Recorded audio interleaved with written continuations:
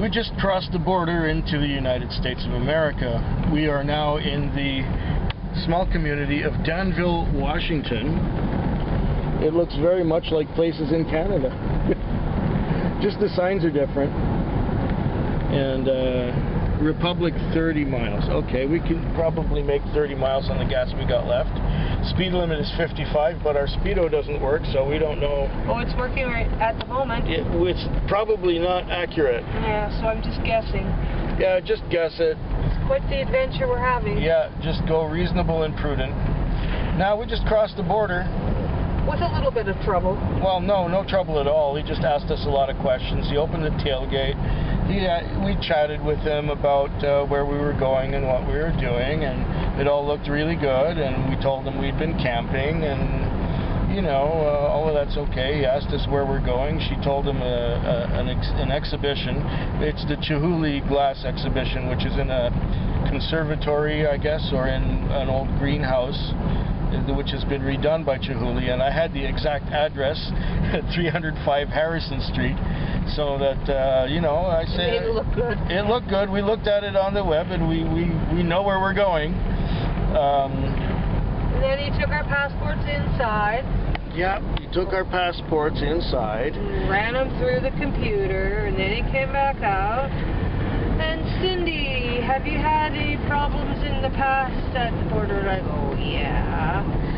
So what happened? Tell me all about that.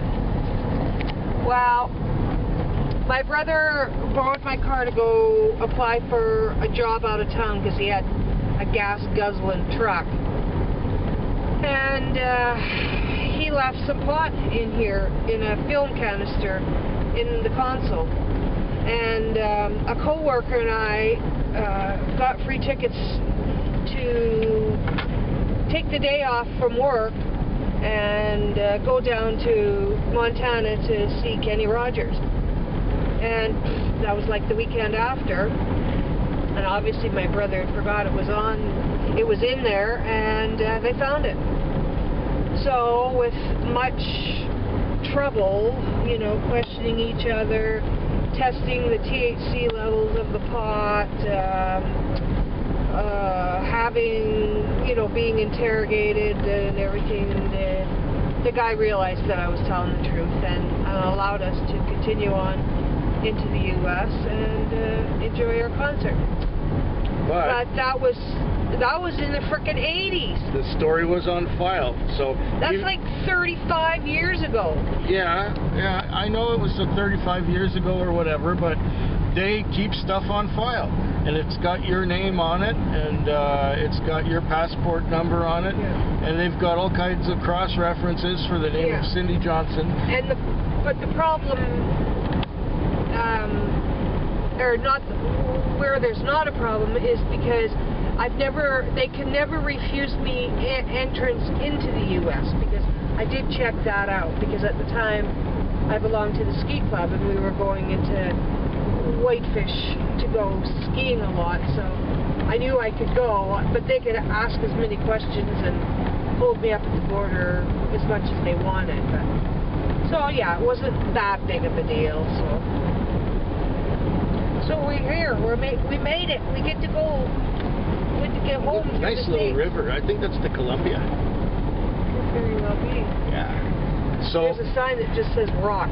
Rocks. And it's up to you. Not rock, but rocks. It's up to you to figure out what the rocks are all about.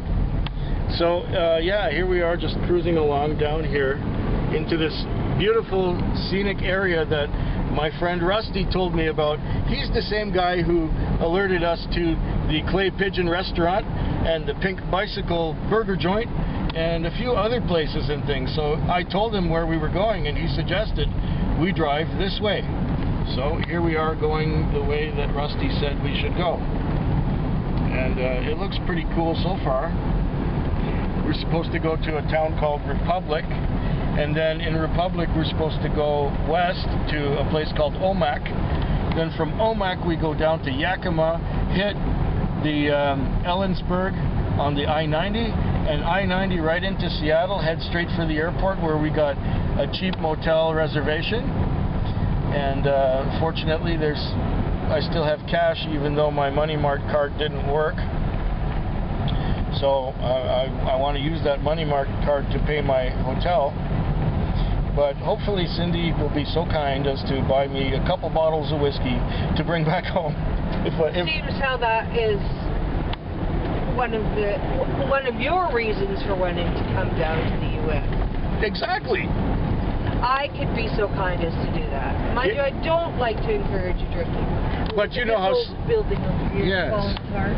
But you know how I don't drink whiskey very fast and very often. I might have a shot once every couple of weeks. Yeah. And these are particularly nice whiskeys that I can't get in Canada, and one of them I haven't had in over 25 years. And if you found it, you would be so excited because I know you. Got that right. Yes, I would. I would be very excited. I'd be doing binkies on the pavement. And I buy liquor every time I come through, and I have a vast array of different vodkas and liqueurs in my cupboard that rarely get touched. Now, honey, the vodka that you brought along that he didn't ask us about, which I was sure he wouldn't, you got to finish it in the States. Because I don't want to go through customs with any bottles that are partially empty and partially drunk. And I might even help you with it if I can find some tonic water. Whatever. Maybe we'll get drunk on the last night. Oh, and be hungover for the rest of the trip?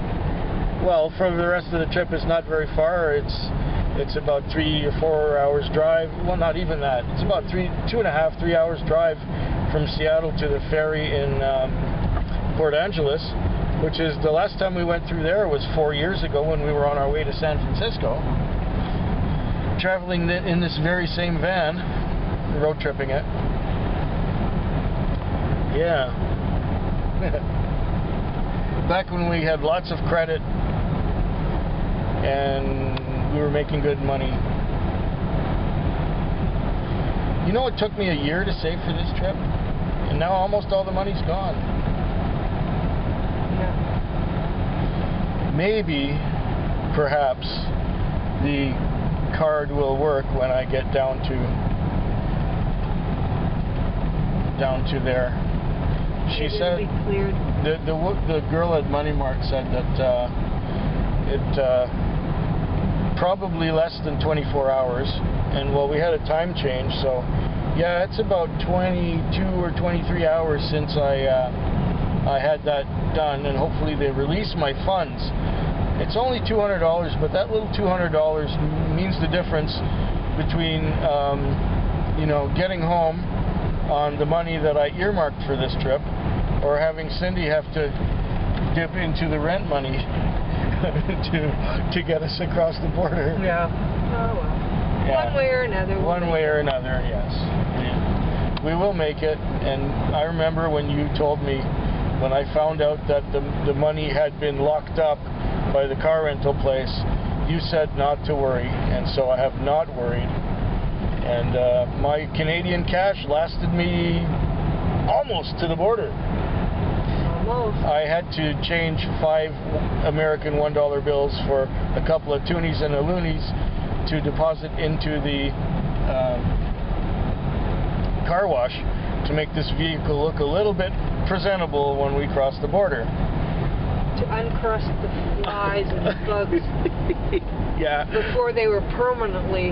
Well, they were baked on pretty good. If you look at the windshield really closely, there are flies on there that are baked on pretty good. And I wanted to get the rear window cleaned up and all the dust from the dirt roads off of there. Oh, horsies. They got horsies down there. Achoo! Yeah, achoo, exactly. That would kill me. Well, it would be nice to get some clean clothes on, I guess. Although these aren't that dirty. No, not like your camping clothes. No, my camping clothes are really ghastly. We may have to do some laundry maybe a week after we get home. Yeah. And hopefully I'll make enough money to buy some groceries. And then we'd have enough groceries to last us into August. Oh, that sickening to think it's already August, but no, Yeah. still the beginning of July. Well, the last grocery run was halfway through June. Yeah. Yeah. So we have to do laundry and groceries next weekend. And I get to go home and make my bed and sleep in my bed again with my sheets. Oh, that'd be nice. And my Wi-Fi. And I'm going to start... And I thought you were going to say, and my wife. Oh, well, of course. But I've been with my wife this whole time, this whole trip, except for, day and a half when I went to Moose Jaw. So, no, it's not like we left you behind. No. I love those old buildings that are old. Falling apart. Falling apart. And this is a beautiful little drive. I think Rusty was right. Well, if you get off the camera, maybe you could enjoy it. Well, I'm enjoying it anyway. Oh. But maybe I should get off the camera because we're just over 11 minutes, and that's not a bad length of time for a vlog. That's right. Which contained a lot of stuff. And look at that, there's Tudor-style houses. Out in the middle of nowhere, exactly. Oh, it's a hotel. A hotel. Cool, what's it called? It's the Wolfgang's Hotel. Only in northern Washington. Fetwick. Fetwick. Feckwick. Fetwick. Fetwig.